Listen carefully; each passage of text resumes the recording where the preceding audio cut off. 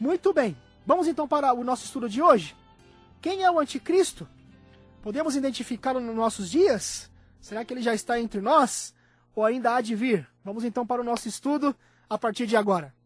Então o que acontece? Como nós sabemos, o livro de Daniel e Apocalipse são livros gêmeos. Um explica o outro. Então Deus usa várias figuras para trabalhar a questão do anticristo.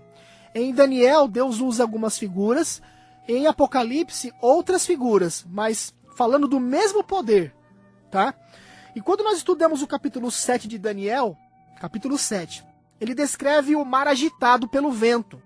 Olha que interessante. E um enorme leão que sai do mar seguido de um urso. Tá? Tudo isso no capítulo 7 do livro de Daniel. E também um leopardo com 4 asas, que logo se junta ao urso. E então um monstro terrível na sequência, que seria um quarto animal. É um monstro terrível, com 10 chifres, que domina a cena ali no momento. E no meio desses 10 chifres, um 11º chifre se esforça, veja bem, para sair, tá? Até que 3 dos 10, então veja bem, são 10 chifres, e entre os 10 surge um outro, e ele se esforça para sair desses 10, arrancando desses 10, 3. Eles são arrancados. E agora, 6 séculos depois, então veja só, 6 séculos depois que Daniel recebe esta visão, João, que recebe a visão do Apocalipse, exilado na ilha de Patmos, ali na época do Império Romano, Roma pagã, ele tem uma revelação semelhante. Olha que interessante. A gente não disse aqui que o livro de Daniel e o livro do Apocalipse são livros gêmeos? Então, vamos analisar aqui, ó. Então pega a sua Bíblia, vai anotando, tipo assim, eu tô falando alguma coisa assim que você achou interessante, vai lá e anota, entendeu? Alguns detalhes que você acha interessante, anota aí na sua agenda, no seu caderno, vá grifando aí na sua Bíblia os versículos e tudo mais, tá bom? Não perde esse estudo não. Vamos ver Apocalipse capítulo 13, versículo 1 então, porque através desse estudo a gente vai identificar o anticristo. Diz assim, ó: vi emergir do mar uma besta que tinha 10 chifres e 7 cabeças, e sobre os chifres 10 diademas, e sobre as cabeças nomes de blasfêmia. Então, interessante. Vocês viram que lá em Daniel, Deus usou figuras de animais para descrever impérios e reinos. Usou a figura de um leão, usou a figura de um leopardo, de um urso. Por exemplo, o leão representava a Babilônia, o leopardo representava a Grécia, o urso representava os medo-persas. Aqui Deus usa agora a figura de um outro animal, uma besta, para trabalhar novamente a questão de um novo poder, tá? Vamos ver aqui essa questão do mar. Veja que a própria Bíblia explica ela mesma. O próprio Apocalipse, principalmente, explica ele mesmo. Apocalipse dá para nós o significado do que é o mar aqui em profecia, tá? Apocalipse 17, versículo 15. Anote aí ou leia comigo agora se você estiver no pique aí, tá bom? Mas é importante anotar para depois conferir também. Apocalipse 17, versículo 15, que diz assim: falou-me ainda, as águas que viste, onde a meretriz está assentada. Meretriz aqui é a igreja, mas aqui fala da igreja impura, da igreja apóstata. Aqui se refere a esse poder também do anticristo, conforme nós vamos vendo ao longo do estudo. São povos, multidões, nações e línguas. Então nós já sabemos qual é o significado em Apocalipse do mar ou das águas. São o quê? Povos, nações, línguas e reis. Então esta besta, este poder, porque Deus ele usa a figura de um animal para falar de um poder, este poder surge de multidões, de nações, de línguas e de povos. Ou seja, em algum lugar onde já era habitado, podemos dizer assim, tá? Então a gente vai montando o quebra-cabeça aos poucos. Vamos ver aqui o significado da besta, como a gente já comentou, vamos aqui reforçar.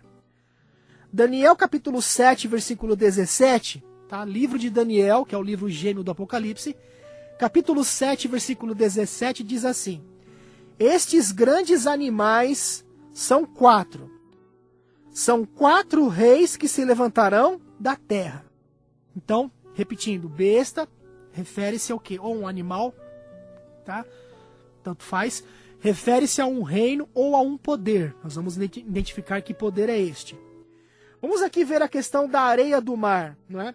Interessante que é ali que a terra e o mar se encontram, porque nós vemos uma besta que sobe do mar. E este capítulo descreve duas bestas, como nós já falamos, e vamos estudar sobre elas no decorrer dos nossos próximos programas. Uma vem do mar, é a que estamos estudando hoje, e a outra vem da terra, que vamos ver depois. O versículo 2 agora de Apocalipse 13, versículo 2, diz assim, ó: a besta que vi era semelhante a leopardo. Leopardo em Apocalipse representava, vamos recapitular, representava quem? Grécia, de Alexandre o Grande. Com pés como de urso, representava quem aqui o urso? Medo-Persa. Boca como de leão, representava quem o leão? Babilônia.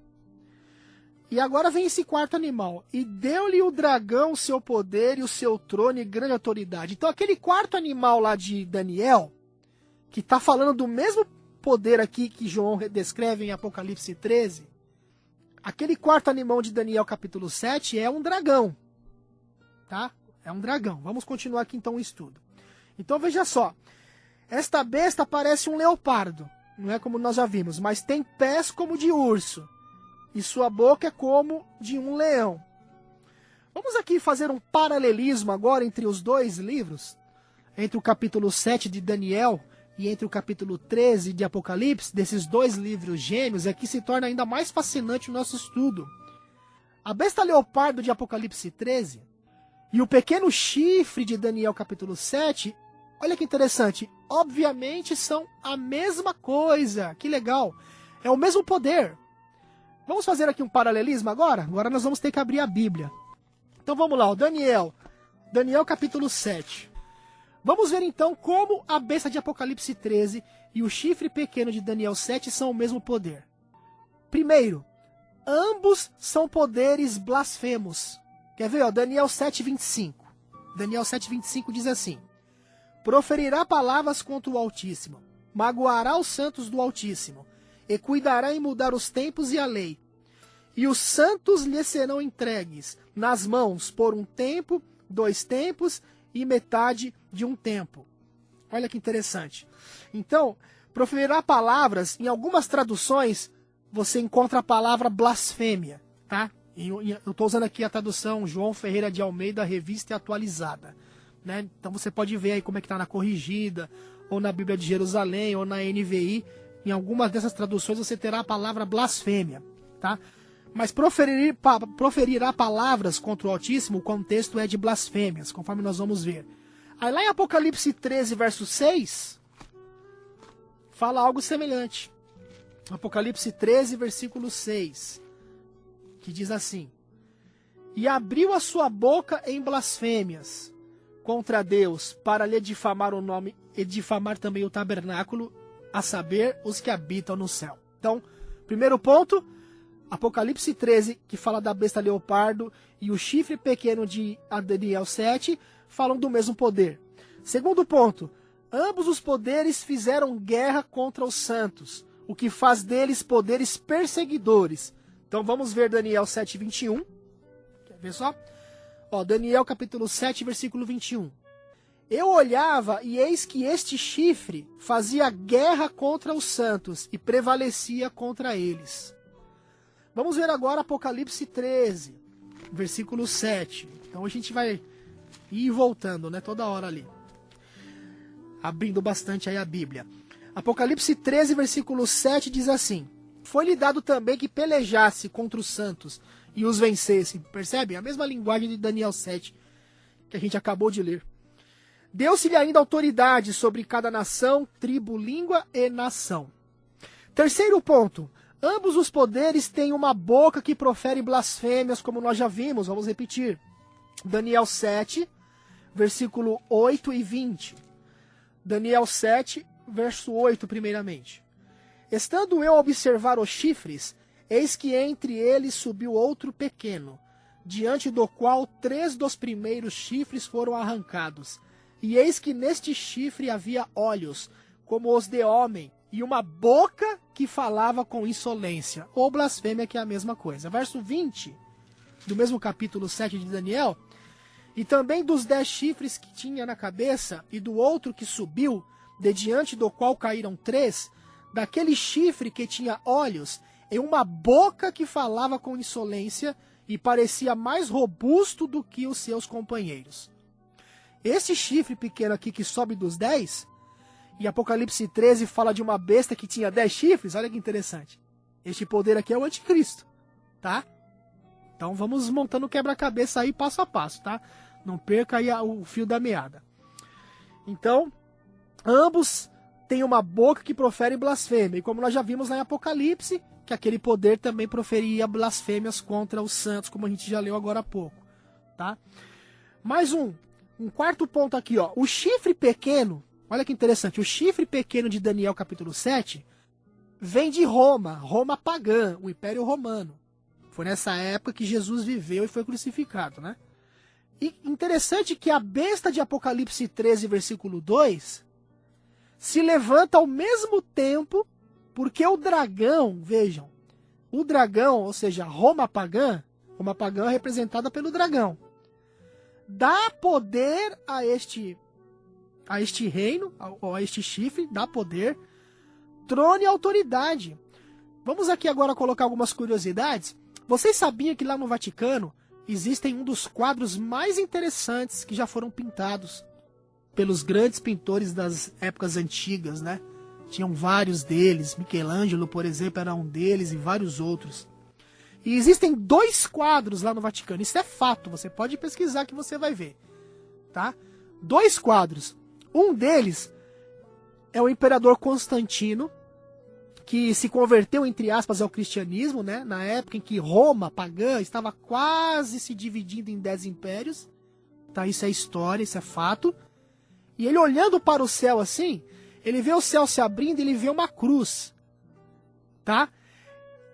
E no mesmo céu que ele vê se abrir uma cruz ali, ele vê um dragão preto voando pelo meio do céu. Olha que interessante.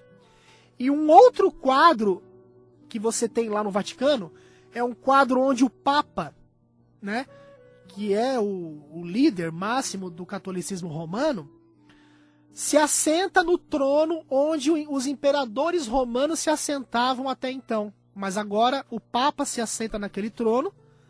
E Constantino agora, ao invés de estar assentado no trono, ele se ajoelhando perante o Papa, como se estivesse fazendo uma transferência de autoridade e de poder. Olha que coisa fantástica. Então você vê que Deus, através da história, ele nos ajuda a identificar esses poderes relacionados ao anticristo nesses mínimos detalhes. E de fato a Bíblia diz que o dragão deu seu poder e autoridade. E se você analisar a história, Roma pagã em algum momento, através de Constantino, quando ele se converte, entre aspas, ao cristianismo, dá todo o poder e autoridade ao bispo de Roma, o Papa, ao sistema papal. O sistema papal é, digamos assim, o sistema cabeça do catolicismo romano, tá? Então é isso que a gente analisa através da história. Mas vamos continuar aqui montando o nosso quebra-cabeça. Tem um quinto ponto aqui também, ó, que a ambos os poderes, tanto o de Daniel 7, que é o chifre pequeno, como o de Apocalipse 13, que é a besta que sobe do mar, a ambos os poderes, tá, é dado poder para que continuem, vejam, por 3 anos e meio, 3 anos e meio profético. Porque em profecia, um dia profético equivale a 1 ano, tá?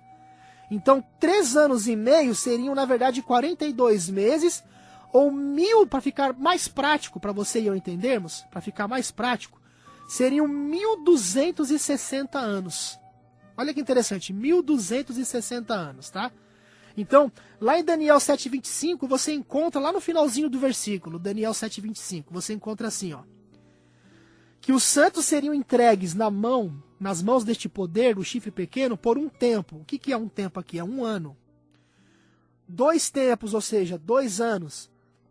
E metade de um tempo. Na época em que essa profecia foi colocada, foi dada, não havia como hoje, por exemplo, em nosso calendário, meses que você tem 28 dias. Né? Qual é o mês que nós temos 28 dias? Fevereiro. Né? Fevereiro. Tem gente que tem até aquela brincadeira. Ah, quando é que você vai fazer isso pra mim? Que eu tô esperando aquela promessa. Ah, no dia 31 de fevereiro, porque não existe, né? Nem o dia 31, nem o dia 30. Só vai até o dia 28, né? Por exemplo, não tinham 31 dias também em alguns meses, como nós temos. Eu não sei em junho agora se tem 30 ou 31. Não sei, o Paulo vai ver no calendário lá, que nós estamos no mês de junho. 30, então acho que maio que tem 31, né? É maio, não é isso? Maio tem 31? 31. Então maio tem 31 dias, junho, que é este mês, 30, né? Tá certo? E aí assim vai mudando.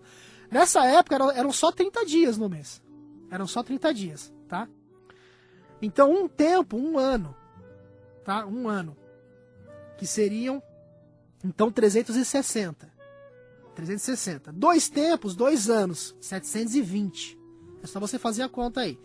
E metade de um tempo, 180. Então, se você somar 720 mais 360 mais 180, você terá 1260. E olha que interessante agora, queridos. Porque no fim do mesmo período, tá? A besta leopardo, que é a besta que sobe do mar, seria levada cativa. Isso está em Apocalipse 13, versículo 10. Quer ver, ó? Apocalipse capítulo 13, versículo 10. E é interessante também que Apocalipse 12, versículo 6, Apocalipse 12, versículo 6, fala assim, ó, a mulher aqui é a igreja pura já não é mais a igreja impura. Fugiu para o deserto, onde Deus lhe havia preparado lugar para que nele a sustentem durante 1260 dias. Olha lá, repetindo, um dia profético equivale a um ano, então são 1260 anos. E você vê em Apocalipse 13, versículo 5, repetindo, já lemos, mas vamos repetir, que este poder ele profere arrogâncias, blasfêmias e tem autoridade para agir durante quanto tempo? 42 meses. São 1260. Olha que interessante agora. Ambas as especificações, tá, foram cumpridas através da história, no exílio e cativeiro do Papa. E a derrubada temporária do papado romano pela França em que ano? Em 1798. Se você estudar a história, você vai ver... Lembra-se daquele chifre que sobe dos 10 que nós mencionamos aqui, que arrancou 3? A história mostra que o papado romano, quando conseguiu destruir os Éroles, os Vândalos e os Ostrogodos, tá? Teve o edito de Justiniano, dando poder total ao bispo de Roma, ao Papa. E o catolicismo romano na época passou a ser então a religião predominante. Muitas pessoas eram perseguidas, muitas pessoas eram mortas em estacas, eram queimadas, eram forçadas a obedecer os dogmas da igreja e assim por diante. Isso começou, sabe que ano? Tudo que eu estou dizendo aqui você pode pesquisar, que você vai ver que é fato, é história. Até os professores de história, que não são nem cristãos, alguns, vão dar razão para o que eu estou falando aqui. Começou em 538 da nossa era, 538. E em 1798, nas guerras napoleônicas, o general Berthier, sendo mandado, digamos assim, pelo Napoleão Bonaparte, ele entrou lá no Vaticano e prendeu o Papa na época, tá certo? E o Papa veio a falecer depois, quando ficou exilado.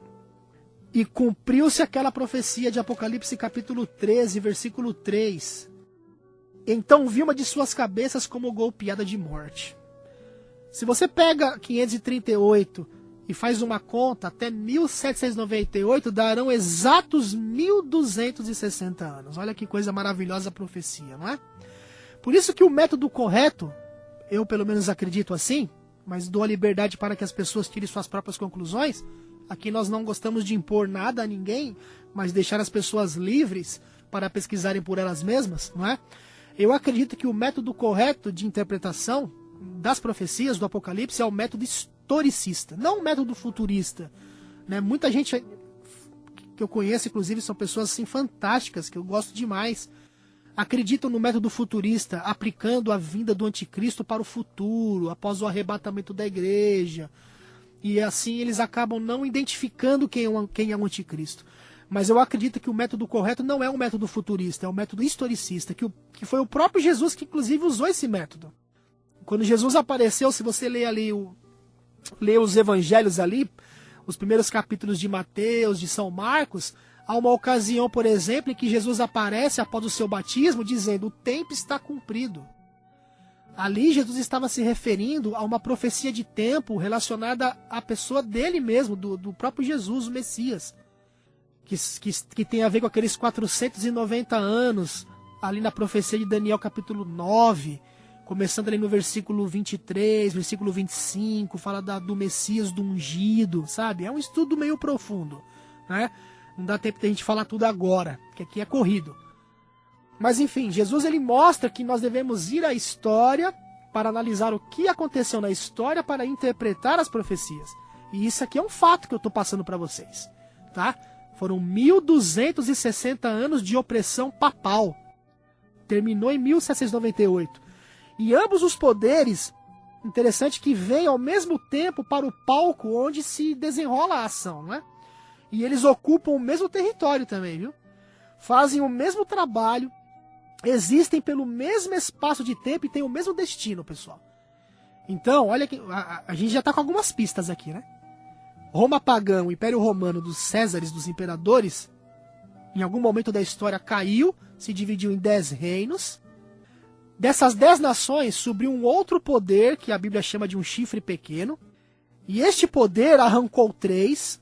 A história mostra que os Érules, os Vândalos e os Ostrogodos não existem mais.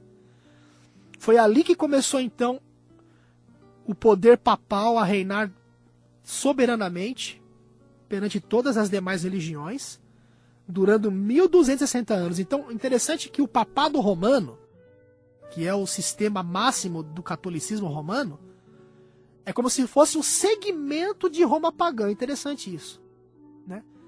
Roma pagã ela se divide, mas o papado é meio que um segmento. E há muitos detalhes, até nas indumentárias usadas pelos bispos, cardeais, padres e assim por diante, no contexto do catolicismo romano, que tem muito a ver com algumas questões e até ritos da antiga Roma pagã.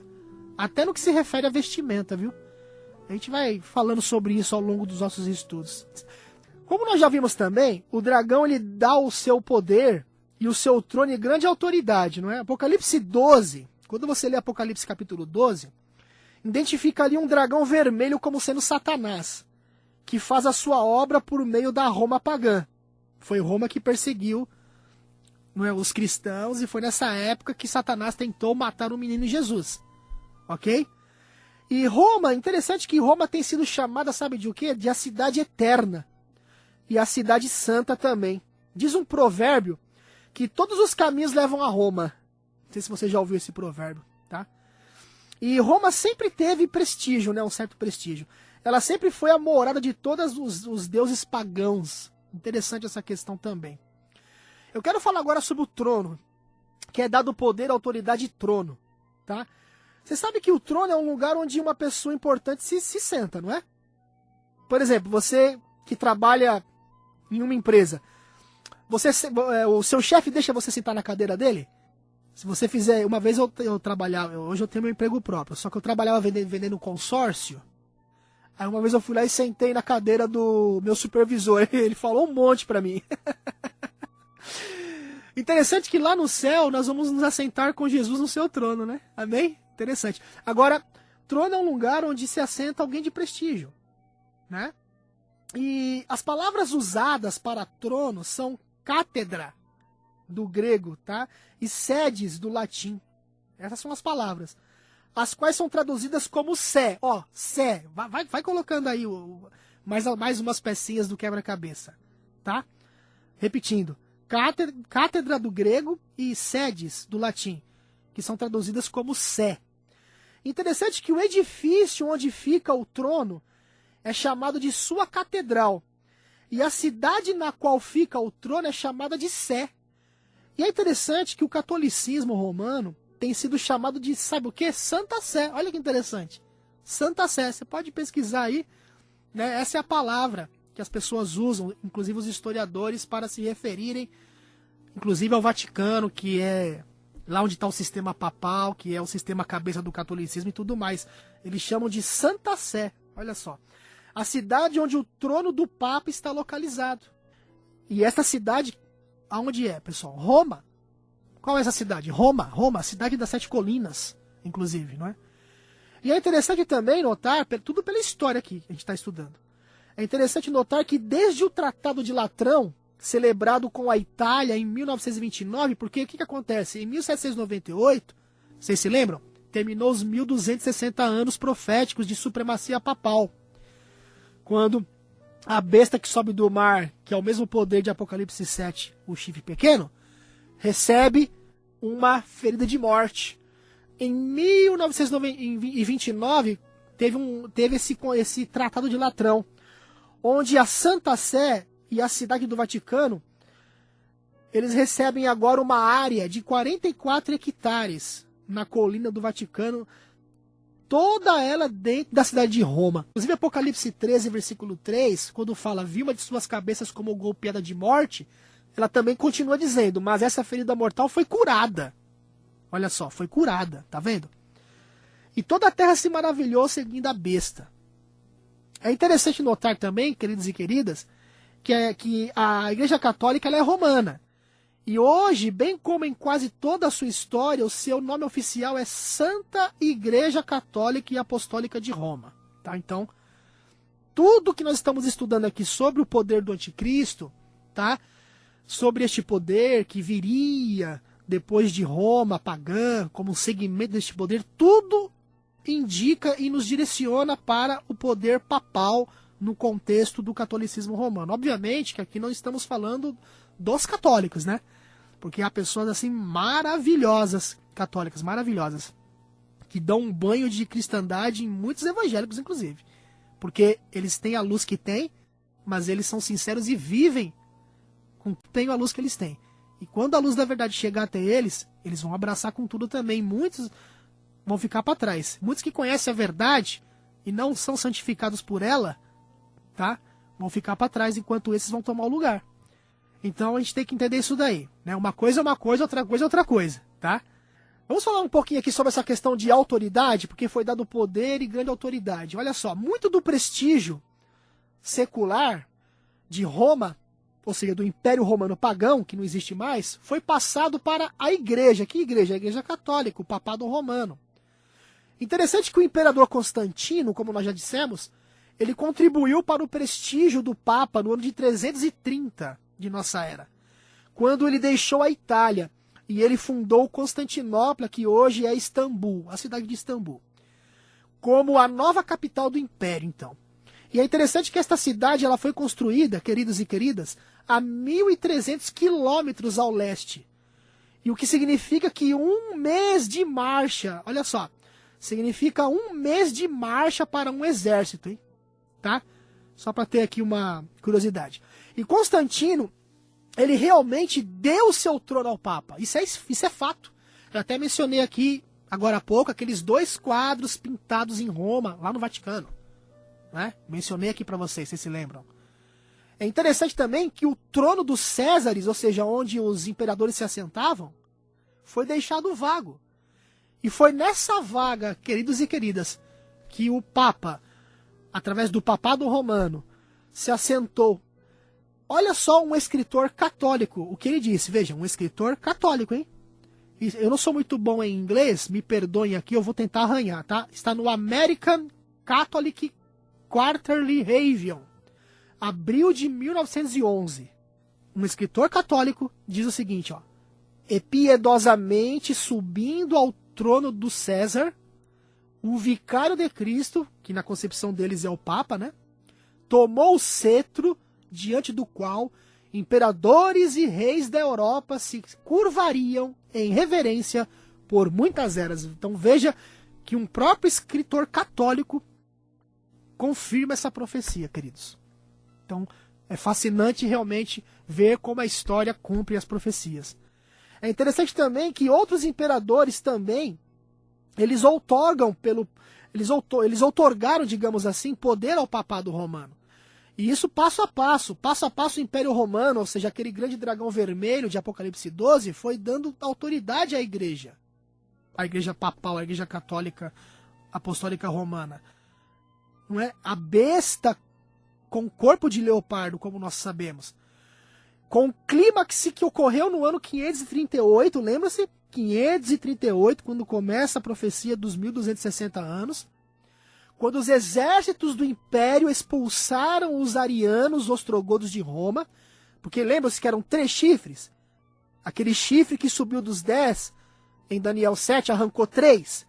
Qual era o último que faltava, que se opunha à autoridade plena do papado romano? Os arianos e ostrogodos. Então, quando esse último foi arrancado, começa então o período dos 1260 anos de opressão papal.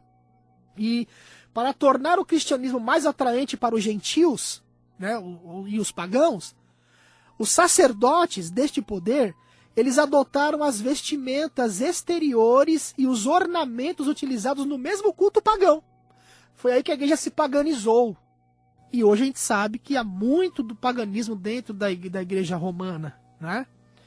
Embora, como já dissemos, há muitas pessoas sinceras que acreditam piedosamente que estão fazendo o correto. E no momento certo, a luz da verdade chegará a essas pessoas maravilhosas.